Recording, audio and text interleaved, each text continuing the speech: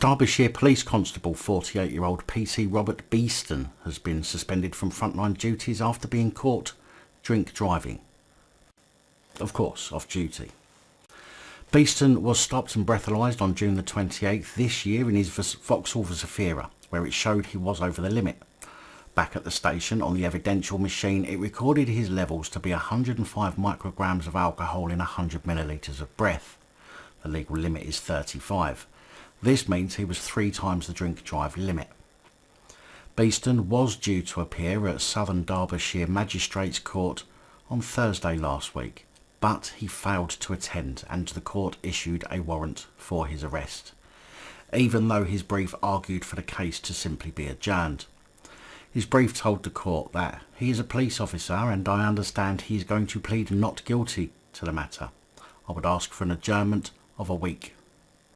The judge said, I have very little sympathy and I'm going to issue a warrant because he is not in attendance. I'm sorry, that's my decision. Beeston was picked up later that same day and was taken back to court the next morning. Beeston pleaded not guilty to the charge of unfit through drink or drugs. The magistrate sent the case to trial and told Beeston that if he failed to attend next time they will continue without him.